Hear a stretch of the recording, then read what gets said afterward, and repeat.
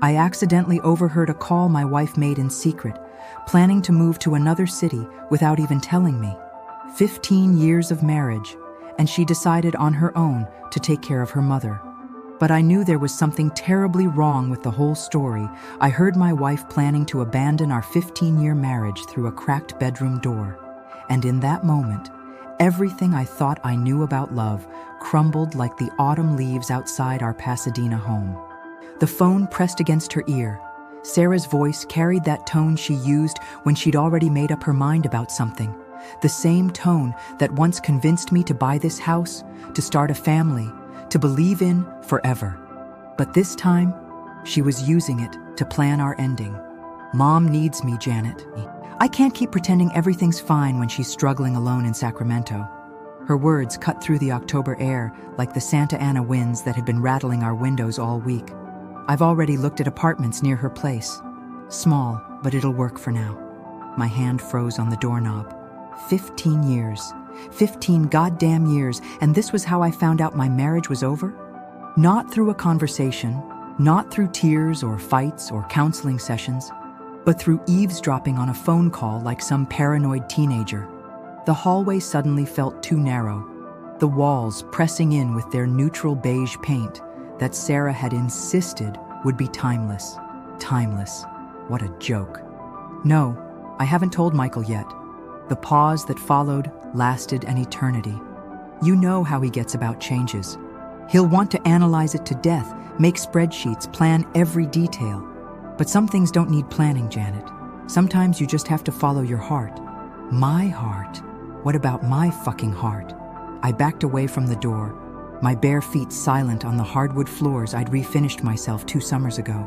The house felt different now, like a stage set after the play had ended. Everything familiar, but somehow hollow. The family photos lining the hallway stared down at me with their frozen smiles, mocking the man who thought he understood his own life. In the kitchen, I poured coffee I didn't want and stared out at our backyard. The maple tree we'd planted for our 10th anniversary was shedding its leaves in angry spirals, leaving the branches stark against the California sky. Even the tree was abandoning ship. "Michael?" Sarah's voice made me jump, coffee sloshing over the rim of my mug. She stood in the doorway, still in her pajamas, looking smaller somehow. Her red hair, the same color that had stopped me cold at that bookstore in Berkeley all those years ago, was pulled back in a messy bun. She looked tired. When had she started looking so tired? "Morning." I turned back to the window, not trusting myself to meet her eyes. "How'd you sleep?" "Fine." The lie hung between us like smoke. I was thinking we should talk about Thanksgiving plans soon. Mom called yesterday, asking if we're coming up to Sacramento. There it was, the opening. The perfect moment to say I'd heard her planning to leave me, to demand an explanation, to fight for what we'd built together. Instead, I nodded and took another sip of bitter coffee. Sure, we should figure that out. My voice sounded normal, controlled, like the careful tone I used in budget meetings at work. Sarah studied my profile for a moment, and I felt her gaze like heat on my skin. "Mom's not doing well, Michael. Really not well." This time I did turn to face her, and the guilt in her eyes hit me like a physical blow. This wasn't just about her mother being sick. This was about something deeper, something that had been growing in the shadows of our marriage while I was busy being the reliable husband, the steady provider, the man who never caused problems. "What do you mean, not well?" I kept my voice level, professional. It was easier than acknowledging the panic clawing at my chest. Sarah moved to the counter, her fingers drumming against the marble surface we'd chosen together during the kitchen renovation. She fell last week, didn't tell us for 3 days. The neighbor found her in the garden, disoriented. The doctor says it might be early dementia, but she's refusing more tests. The words should have hit me with sympathy, concern for the woman who'd welcomed me into her family, despite her obvious reservations about her daughter marrying some tech worker from San Jose. Instead, all I could think about was that apartment Sarah had mentioned, the life she was planning without me. "That's serious. We should go see her this weekend." The words came out automatically, part of the supportive husband routine I'd perfected over the years. "We?" Sarah's eyebrows lifted slightly. "You hate going to my mother's house." I don't hate it, but even as I said it, I knew she was right. Eleanor Patterson had never made it easy for me to feel welcome in her pristine Sacramento home, with its antique furniture and family photos that somehow never quite included me, even after all these years. She's family. Sarah's laugh was sharp, brittle. Since when? You spend the entire visit hiding in your laptop, counting the minutes until we can leave. Don't pretend this is about family solidarity, Michael. The accusation stung because it was true. I had retreated into work, into my phone, into anything that would help me avoid the uncomfortable silences and pointed comments about my job, my background, my inability to give Sarah the kind of life Eleanor thought her daughter deserved. But wasn't that normal? Wasn't it enough that I showed up, that I was polite, that I never said what I really thought about her mother's passive-aggressive commentary? Maybe I haven't tried hard enough. The admission felt like pulling glass from a wound. But I'm willing to try now. Sarah stared at me for a long moment, something shifting in her expression. For a second, I thought I saw the woman I'd married, the one who used to laugh at my terrible jokes and fall asleep reading in my lap on Sunday afternoons. Then her phone buzzed on the counter, and the moment shattered. That's Janet. She glanced at the screen, and I caught a glimpse of the message.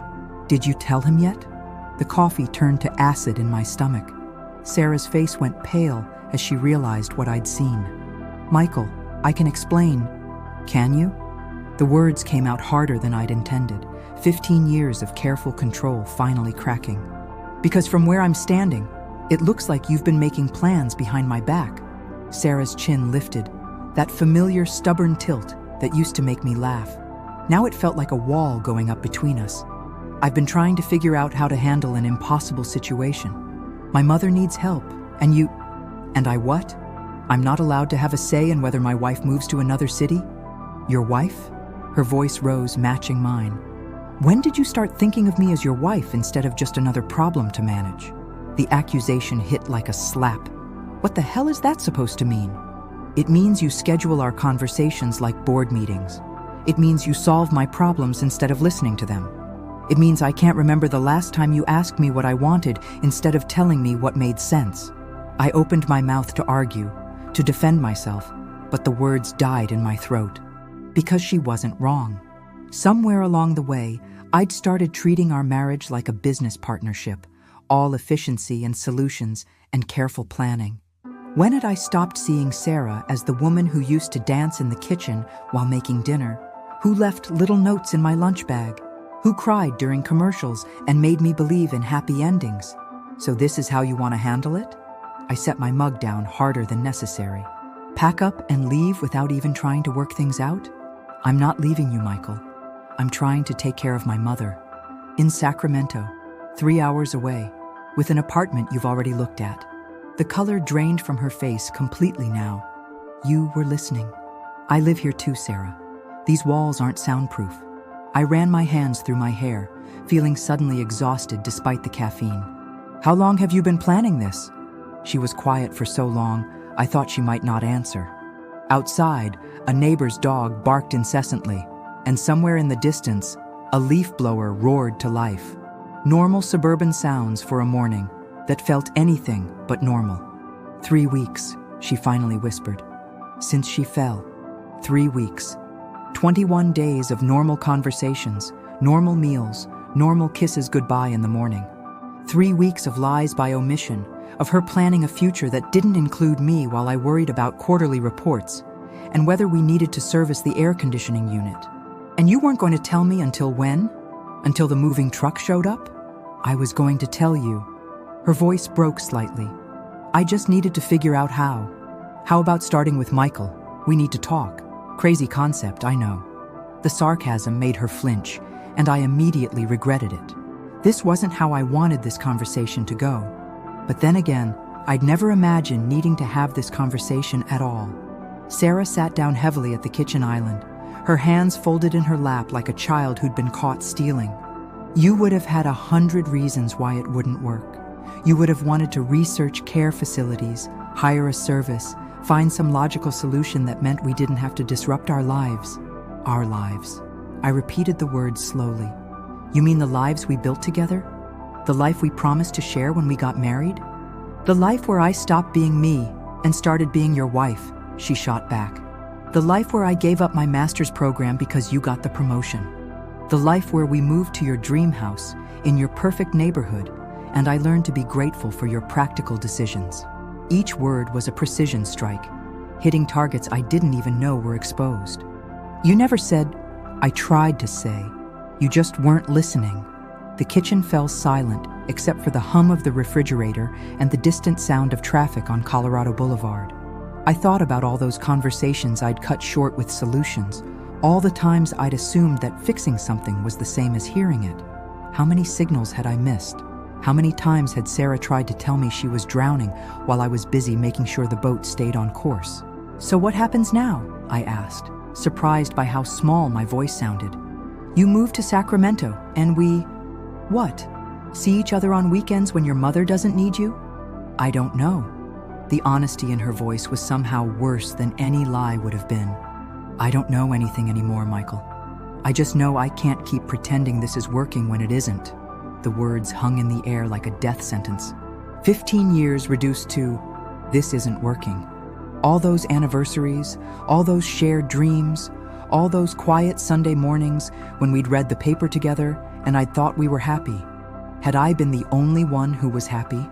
My phone buzzed against the counter, probably an email from work that would have seemed important an hour ago. Now it felt like noise from another planet. Sarah glanced at it, then back at me. Are you going to answer that? No. The word came out firmer than I'd expected. We're talking.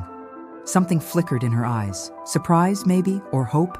I couldn't tell anymore. When do you want to go see your mother? I asked. You don't have to.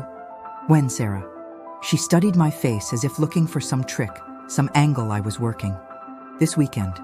But Michael, if you're just doing this to try to talk me out of moving, I'm doing this because she's your mother and you're scared. The truth came out before I could stop it. And because I love you, even if I'm apparently terrible at showing it. Sarah's eyes filled with tears, and for a moment I saw past the wall she'd built, past the anger and frustration, to the woman who was terrified of losing her mother and equally terrified of staying in a marriage that felt like a cage. I love you too, she whispered. That's what makes this so hard. And there it was, the thing neither of us had wanted to say. We loved each other, but love wasn't enough anymore. Love couldn't fix the distance that had grown between us like weeds in an untended garden. Love couldn't change the fact that we'd both stopped trying to really see each other somewhere along the way. But maybe, just maybe, love could be the starting point for figuring out what came next. Okay, I said, reaching for her hand across the marble counter. Her fingers were cold, trembling slightly. Let's go to Sacramento this weekend. Let's see your mother. And let's figure out what we're going to do. Sarah squeezed my hand, and for the first time in weeks, her smile looked real. Okay. Outside, the Santa Ana winds picked up again, sending the last of the maple leaves spiraling across our yard like tiny messengers carrying news of change. I watched them dance through the window and wondered if this was how endings began. Not with dramatic declarations or slammed doors, but with quiet admissions over morning coffee and the sound of autumn cleaning house. Only time would tell if we were witnessing the end of our marriage or the beginning of something new. The drive to Sacramento felt like traveling through time, each mile marker counting down to a reckoning I wasn't sure I was ready for.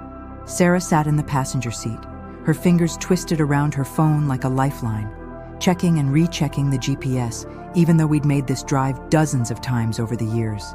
The silence between us had weight now, heavy with everything we'd said and everything we hadn't. She doesn't know we're coming, Sarah said as we passed through Davis, the university town sprawling golden in the afternoon sun. I thought about calling, but you know how she gets when she has time to prepare. She'll clean for 3 hours and exhaust herself trying to make everything perfect. I knew. Eleanor Patterson's idea of a casual visit involved coordinated throw pillows and a dining table set like she was expecting the Queen of England. The first time I'd seen her house, I'd been afraid to sit down anywhere. Maybe that's not such a bad thing anymore, I said, keeping my eyes on the road.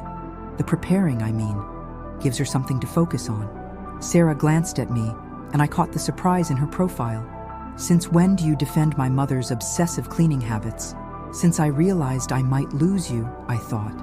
"Since I started paying attention to the things that matter to you instead of the things that annoy me. Since I realized she does it because she cares," I said instead. "Maybe I've been looking at it wrong all these years." The admission hung in the air between us. Sarah turned to face the window, but I saw her reflection in the glass, saw the way her expression softened. We drove through more silence, but this one felt different. Less like a wall and more like a bridge we were both afraid to cross. Eleanor's house sat at the end of a tree-lined street in East Sacramento, a craftsman bungalow with a garden that had been her pride and joy for as long as I'd known her. But as we pulled into the driveway, I could see the signs of neglect Sarah had been worried about.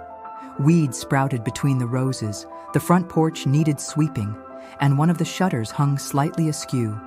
"Oh God," Sarah whispered, her hand pressed to her mouth. "Look at the garden." I looked. The woman who used to spend every morning with her coffee and her pruning shears, who knew every plant by name and could make anything bloom, had let her sanctuary go wild. It was like seeing a masterpiece painting with holes torn through the canvas. "We'll help her fix it," I said, turning off the engine. "Whatever she needs." Sarah's eyes were bright with unshed tears. "You hate gardening." "I hate a lot of things I'm going to have to get over." Before she could respond, the front door opened and Eleanor appeared on the porch. At 68, she'd always been the kind of woman who commanded attention, silver-haired and elegant even in her gardening clothes. But the woman standing in the doorway looked smaller somehow, fragile in a way that made my chest tighten with unexpected protectiveness. "Sarah?" Her voice carried across the yard, uncertain. "I wasn't expecting. Is everything all right?" The worry in her tone cut through whatever petty resentments I'd been carrying. This was a mother terrified that a surprise visit meant bad news, and suddenly I felt ashamed of every eye roll, every impatient sigh, every time I'd made it clear I'd rather be anywhere else. Sarah was out of the car before I'd even unbuckled my seatbelt, crossing the yard in quick strides to wrap her mother in a hug that looked desperate on both sides. I followed more slowly, giving them their moment, but also studying Eleanor's face over Sarah's shoulder. There was something in her eyes, a flicker of confusion that cleared too quickly, like clouds racing across the sun. "Mom, we just wanted to see you," Sarah was saying, her voice thick with emotion. "We don't visit enough." Eleanor's gaze found mine over her daughter's head, and for a moment I saw past the polite mask she usually wore around me. She looked scared. Not just confused or frustrated, but genuinely frightened. And I realized this proud woman was fighting a battle she couldn't win with weapons she'd always relied on. Control, preparation, the ability to manage how others saw her. "Michael." She released Sarah and extended her hand to me, formal as always. But when I took it, I felt the tremor she was trying to hide. Saw the way she held onto the porch railing with her other hand. "Eleanor." I squeezed her hand gently and didn't let go right away. "You look well." The lie was kind, and we both knew it, but something shifted in her face, a softness I'd never seen before. "Would you like some coffee? I just made a pot." She turned toward the house, moving carefully, and I noticed she was wearing slippers instead of her usual shoes. Eleanor Patterson never wore slippers outside her bedroom. The inside of the house told a different story than the neglected garden. Everything was exactly as I remembered it, maybe even more perfect than usual. The antique furniture gleamed, the hardwood floors were spotless, and the air smelled like lemon polish and fresh flowers. But there were details that felt wrong. Mail stacked on the dining room table instead of filed away, a coffee cup sitting on an end table without a coaster, reading glasses in 3 different rooms as if she kept forgetting where she'd left them. "Sit, please," Eleanor said, gesturing toward the living room. "I'll get the coffee." "Let me help." Sarah started to follow, but her mother waved her away. "Nonsense, you're guests." But I was already heading for the kitchen, ignoring Eleanor's protests. "I'll carry the tray." My mother always said a man who can't serve coffee isn't worth keeping around. It was the first time I'd ever mentioned my mother to Eleanor, and I saw surprise flicker across her face. My mom had died 5 years ago, but she'd raised me to believe that helping in the kitchen wasn't women's work. It was just work that needed doing. Eleanor hesitated. then nodded. The kitchen told the real story. Dishes in the sink, though not many. A prescription bottle open on the counter, a notepad by the phone covered in Eleanor's handwriting, reminders to herself, phone numbers, grocery lists that seemed to trail off mid-sentence. And on the refrigerator, held by a magnet shaped like a California poppy, was a photo I'd never seen before. It was from Sarah's and my wedding, but not one of the formal shots. This was candid, taken during the reception when we thought no one was looking. Sarah was laughing at something I'd whispered in her ear, her head thrown back, radiant in her simple dress. And I was looking at her like she was the only person in the world, completely absorbed in her joy. "I've always loved that picture," Eleanor said quietly from behind me. "I hadn't heard her come back. I didn't know you had it." I asked the photographer for copies of all the candid shots. The formal ones are nice, but they don't tell you who people really are. She moved to the coffee maker, her movements precise despite the slight shake in her hands.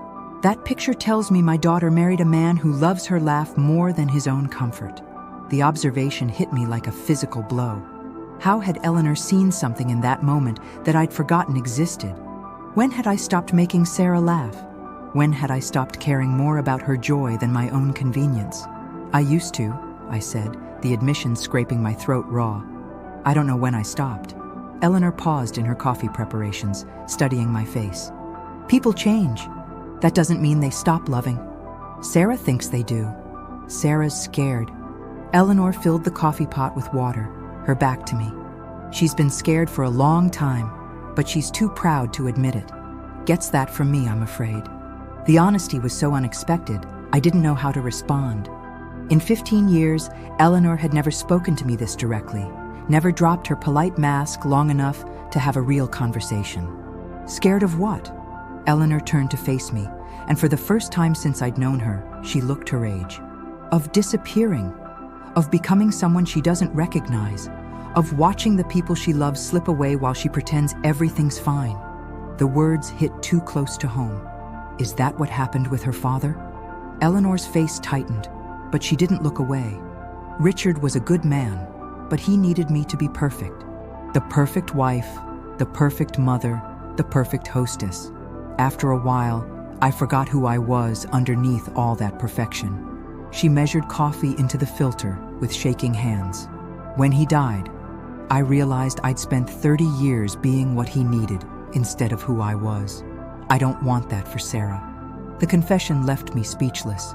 Eleanor Patterson, the woman I'd always seen as controlling and critical, was telling me she'd spent her marriage erasing herself to keep her husband comfortable.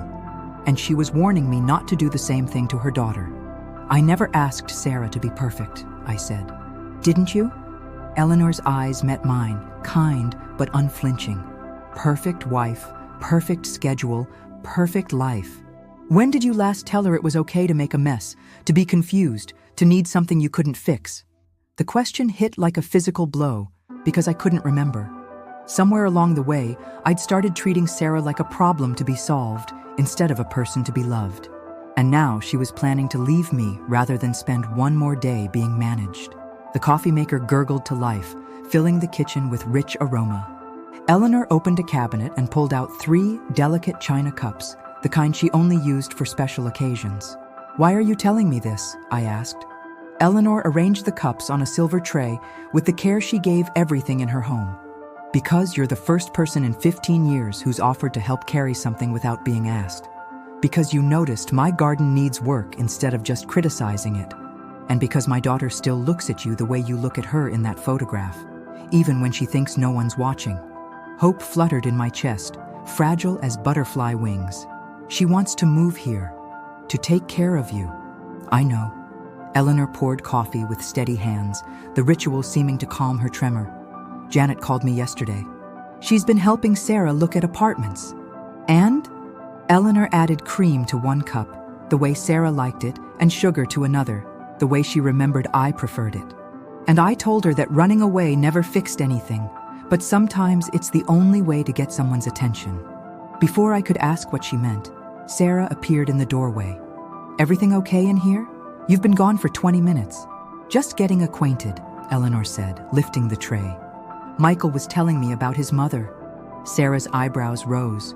In all our years together, I'd rarely talked about my mom, partly because it hurt, and partly because I'd never thought Eleanor would be interested. She would have liked you, I told Eleanor, and meant it. She always said the measure of a person was how they treated their children's happiness. Eleanor's smile was soft, genuine.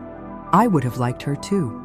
We settled in the living room, the afternoon light streaming through windows that Eleanor had obviously spent time cleaning despite her other struggles. The coffee was perfect, served on china that probably cost more than my first car, but for the first time in 15 years, I didn't feel like I was sitting in a museum. "Mom," Sarah said carefully, "we're worried about you. The garden, the fall you didn't tell us about." Eleanor sipped her coffee, buying time. "I'm managing fine. Are you?" I asked gently. "Because if you're not, that's okay. Everyone needs help sometimes." Both women looked at me in surprise. Sarah's eyes were wide, and Eleanor set down her cup with a slight tremor. "I forget things sometimes," Eleanor admitted quietly. "Little things mostly. Where I put my keys, whether I've taken my medication. The doctor says it's normal at my age, but..." She trailed off, looking suddenly vulnerable. Sarah reached for her mother's hand. "But it's scary." "Terrifying," Eleanor whispered. "I've been independent my whole life. The thought of becoming a burden..." "You're not a burden," Sarah said fiercely. "You're my mother. And you're my daughter. You have your own life to live." The conversation hung in the air, loaded with 15 years of unspoken tensions and fears. I thought about my own mother, how independent she'd been until the very end, how she'd hidden her struggles to protect me from worry. How much time had I lost with her because I'd been too busy with my own life to see what she needed? "What if we found a different solution?" I heard myself saying.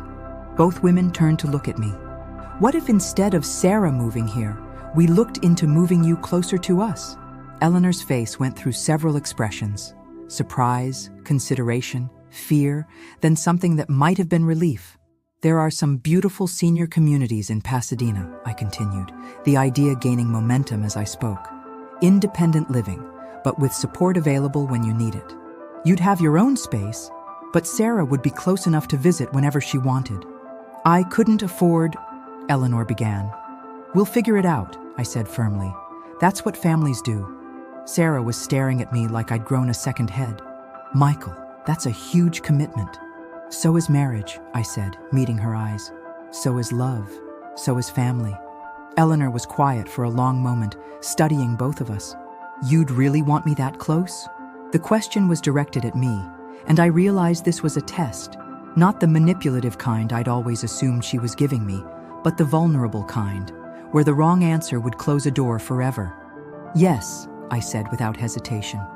"I'd want you that close," and I meant it. Somewhere in the last hour, Eleanor Patterson had stopped being my difficult mother-in-law and become a woman who loved my wife as much as I did, who was fighting her own battle with grace and dignity. A woman who deserved better than being seen as a burden or an obligation. "Well," Eleanor said, her voice slightly unsteady, "that's the first time in 15 years you've called me family without it sounding like a duty." Sarah made a small sound, half laugh and half sob. "Mom? It's all right, sweetheart. We're all learning." Eleanor reached for my hand, her grip surprisingly strong. "Thank you, Michael, for seeing me instead of just looking at me." The afternoon sun slanted lower through the windows, painting everything in gold. Outside, a neighbor's dog barked once and fell silent.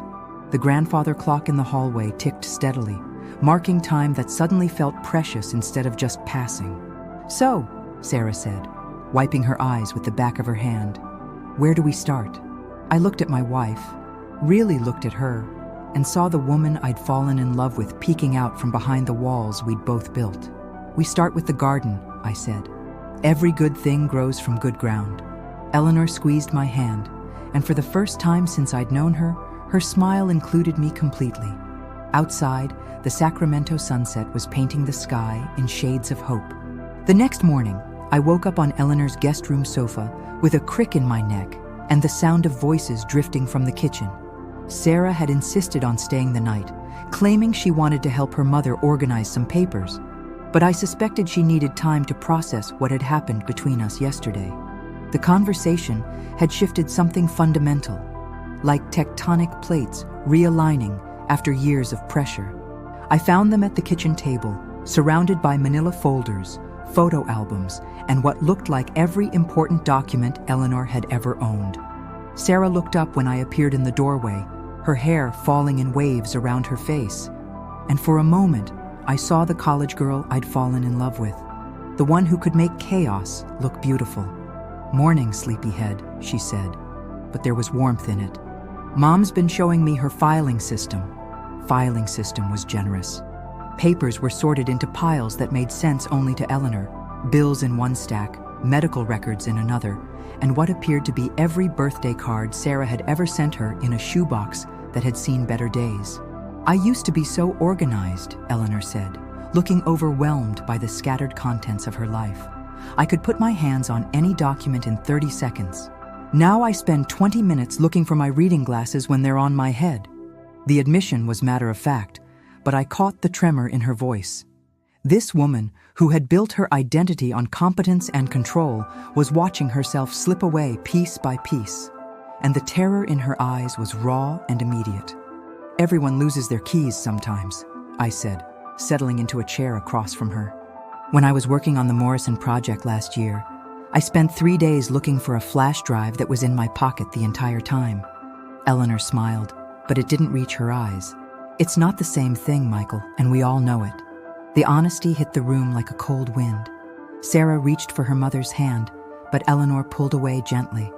"I'm not ready to pretend this isn't happening," Eleanor said. "I've spent too many years pretending about too many things." "What do you mean?" Sarah's voice was carefully neutral, but I could see the worry creeping into her expression. Eleanor was quiet for a long moment, staring at a photograph of Sarah's wedding that had somehow ended up in the medical records pile. "I mean, I've been lying to you about a lot of things. About how I'm managing, about my health, about—" She paused, her fingers worrying the edge of the photo. "About how I really felt about your marriage." The temperature in the room seemed to drop 10 degrees. Sarah went very still beside me, and I felt my stomach clench with familiar dread. Here it comes, I thought. 15 years of polite disapproval finally out in the open. "Mom, you don't have to—" "Yes, I do." Eleanor's voice was stronger now, as if she'd found her footing on dangerous ground. "I owe you both the truth, especially if we're going to be family in a real way instead of just on paper." She stood up, moving to a cabinet I'd never seen her open before, and pulled out a leather portfolio I didn't recognize. From inside it, she extracted a bundle of letters tied with a blue ribbon, the kind of correspondence people used to keep before everything moved to email and text messages. "I wrote these to your Aunt Janet over the years," Eleanor said, settling back at the table. Private thoughts I was too much of a coward to say out loud. Sarah reached for the letters, but Eleanor held them back. "Let me tell you what they say first. Let me tell you what I really thought when you brought Michael home that first time, when you announced your engagement, when you got married." Eleanor's eyes found mine, and I braced myself for the blow. "I thought you were too different. I thought he didn't understand you, didn't appreciate what he was getting. I thought you were settling for security instead of passion." Each word was a small knife, precise and sharp. Sarah made a sound of protest, but Eleanor continued. "I was wrong about almost everything, but I was especially wrong about why it mattered." She untied the ribbon with shaking fingers, pulling out a letter from near the top of the stack. "This is from 3 years ago, after that Christmas dinner when Michael brought you the piano." I remembered. Sarah had been talking for months about missing music, how she'd given up piano lessons when we got married, and sometimes felt like she'd lost a piece of herself. I'd found a beautiful upright piano at an estate sale, had it tuned and delivered as a surprise. She'd cried when she saw it, then spent the rest of the evening playing carols while we sang along badly. "I wrote to Janet that night," Eleanor said, unfolding the letter. "I said, I've been watching Michael wrong all these years. I kept looking for grand gestures, romantic speeches, the kind of love you see in movies. But tonight, I saw him watching Sarah play, and his face. He looked like he was listening to angels. That's when I realized he doesn't love her the way I thought she should be loved. He loves her the way she needs to be loved, quietly and completely." The words hit me like a physical force. Sarah's eyes were bright with tears, but she was looking at me, not her mother. "Why didn't you ever tell us this?" Sarah asked. "Because I was proud. Because admitting I was wrong meant admitting I'd wasted years building walls between us instead of bridges." Eleanor folded the letter carefully. "Because your father raised me to believe that changing your mind was a sign of weakness instead of wisdom." She pulled out another letter, this one more recent, based on the date scrawled in the corner. "This is from 6 months ago, after that dinner when you two were so quiet, so careful with each other. I wrote to Janet that I was watching my daughter disappear into politeness, the same way I disappeared into being the perfect wife. I said I was terrified you were making the same mistakes I made, choosing peace over truth, choosing what was easy over what was real." Sarah was crying now, silent tears that she didn't bother to wipe away. "You could see that? A mother always knows when her child is drowning, sweetheart, even when the child is 35 and too proud to ask for help." Eleanor reached across the table, finally taking Sarah's hand. "I should have said something sooner. I should have told you that love isn't about avoiding conflict. It's about having conflicts worth having. I thought about all our careful conversations, all the times we'd agreed to avoid arguments, all the ways we'd prioritized harmony over honesty. Had we been so afraid of fighting that we'd forgotten how to really talk to each other?" "There's one more letter," Eleanor said, pulling out an envelope that looked like it had been opened and refolded many times. "I wrote this last week, after Sarah called to tell me she was thinking about moving here. She handed this one directly to me, and I could feel both women watching as I unfolded it. The handwriting was less steady than the others, but the words were clear. Janet, my daughter is about to make the biggest mistake of her life, and I don't know how to stop her. She thinks she needs to choose between her marriage and her mother, but that's not the choice at all. The real choice is between running away from love and running toward it. Michael isn't perfect. He's stubborn and overprotective, and sometimes he solves problems instead of listening to them. But he's also loyal and kind, and he's never stopped seeing Sarah as the most important person in his world. If she leaves him now, she'll spend the rest of her life wondering what would have happened if she'd stayed and fought for what they built together. I know because I spent 10 years after Richard died wishing I'd been brave enough to fight for who I was while he was alive. I don't want that regret for my daughter." The letter shook in my hands. This woman I'd thought disapproved of me, who I'd believed merely tolerated my presence in her daughter's life, had been watching our marriage with the kind of attention that comes from love, not judgment.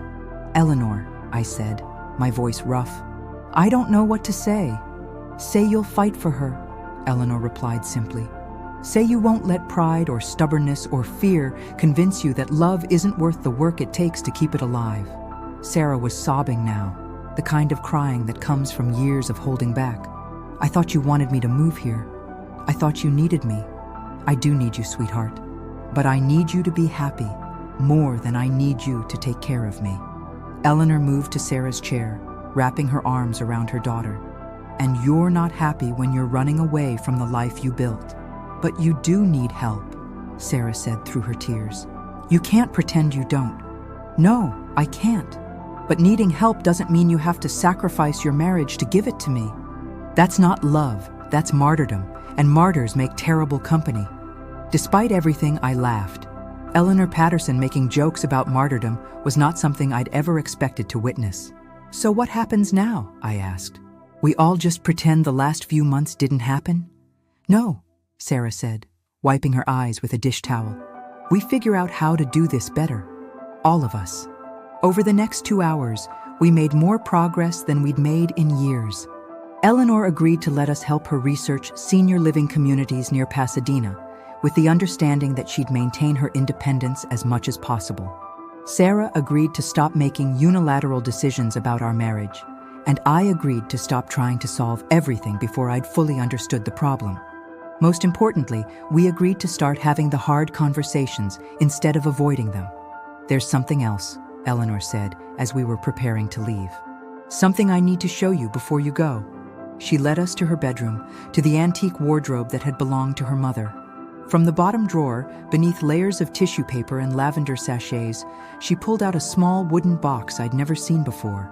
"These were your father's," she told Sarah, opening the box to reveal a collection of letters tied with faded ribbon. Love letters he wrote to me during our courtship, and a few from our early marriage. I want you to have them. Sarah took the box with reverent hands. Mom, I can't take these. They're too precious. That's exactly why you should have them. Eleanor's voice was firm. Your father wasn't perfect, and our marriage wasn't perfect. But these letters remind me that we started with real love. We just forgot how to nurture it. She looked at me, then back at Sarah. Don't let that happen to you. Don't let the daily business of life make you forget why you chose each other in the first place. The drive home was different from the trip up.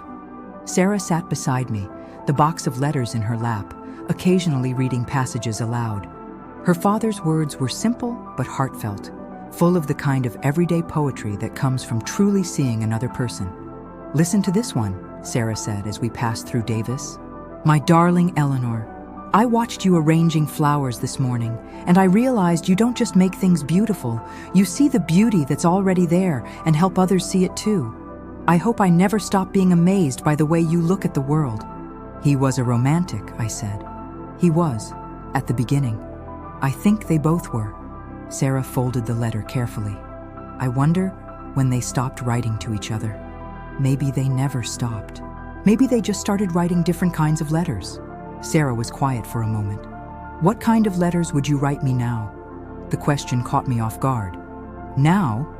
If you were going to write me a love letter today, what would you say? I thought about it as the California landscape rolled past, golden hills dotted with oak trees, the afternoon light turning everything warm and forgiving. I'd say I'm sorry it took me so long to remember that loving you means seeing you, not just taking care of you. I'd say I forgot somewhere along the way that you married me because you wanted adventure, not security. And I spent so much time trying to give you a safe life that I forgot to give you an interesting one. I paused, surprised by how easily the words came. I'd say I want to learn how to fight with you again, because fighting means we both still care enough to disagree. Sarah was crying again, but this time she was smiling too. I'd write back and tell you that I forgot how to ask for what I needed because I was so afraid of not getting it. I'd tell you that I love your spreadsheets and your planning, but I also miss the man who used to surprise me with random road trips and terrible poetry. Terrible poetry? Remember those haikus you used to leave in my lunch bag? I'd forgotten about those. Early in our marriage, I'd gone through a phase of writing awful haikus for Sarah, hiding them in places she'd find throughout the day. She'd pretended they were brilliant, even when they barely followed the traditional format and made no sense whatsoever. Those were masterpieces of modern literature, I said solemnly. They were masterpieces of love, Sarah corrected, and I kept every single one. As we pulled into our driveway in Pasadena, I looked at our house with new eyes. The maple tree was nearly bare now, its branches reaching toward a sky painted pink and orange by the setting sun. The garden beds needed attention. The front porch could use some work, and I could see a dozen projects that would need doing before winter really set in. But for the first time in months, those felt like possibilities instead of obligations. This was our home, our life, our chance to do better than we'd done before. So, Sarah said, gathering the box of letters in her purse, where do we start? I thought about Eleanor's words, about choosing to run toward love instead of away from it. I thought about my parents, who divorced when I was 12 because they'd forgotten how to see each other past their disappointments. I thought about Sarah's father, who'd written beautiful letters to the woman he loved, and then somehow stopped seeing her clearly enough to keep writing them. We start with dinner, I said, and we start with talking. Real talking, not the careful kind. What if we fight? Then we fight, and then we figure out what we're really fighting about, and we fix it or we don't. But at least we'll be honest about it. Sarah leaned across the center console and kissed me, soft and sweet and full of promise. I love you, Michael. Even when I'm angry at you, even when we're struggling, even when I don't know how to fix what's broken between us. I love you too, I said, meaning it in a way I hadn't in years. And Sarah? We're going to be okay. Not perfect, but okay. And maybe okay is better than perfect anyway. She smiled, The kind of smile that had stopped me cold in that Berkeley bookstore 15 years ago. Maybe it is. That night, we sat at our kitchen table with takeout Chinese food and made lists. Not the careful, practical lists I usually favored, but messy, emotional lists of things we wanted to change, things we missed about each other, things we were afraid to say out loud. We talked until 3 a.m, and for the first time in months, we both slept through the night. 6 months later, Eleanor moved into a beautiful senior community 20 minutes from our house. She kept her independence, but gained the peace of mind that came with having help available when she needed it. Her garden was smaller now, but it bloomed more vibrantly than ever, tended with love instead of obligation. Sarah went back to school to finish her master's degree in music therapy, something she dreamed of doing for years, but never thought was practical. I learned to cook, badly but enthusiastically, and started writing her terrible haikus again. We fought sometimes, real fights about real things, but we also laughed more than we had in years. The maple tree in our backyard grew new leaves, green and hopeful, reaching toward whatever came next. And for the first time in our marriage, we were both reaching too, not for perfection or safety or the life we thought we should want, but for each other, messy and imperfect, and absolutely worth fighting for. Love, we'd learned, wasn't about avoiding the hard choices. It was about making them together, with eyes wide open and hearts brave enough to keep choosing each other day after day, season after season, through all the beautiful, difficult work of building a life that honored who we really were, instead of who we thought we should be. And sometimes, if you were very lucky, that was enough.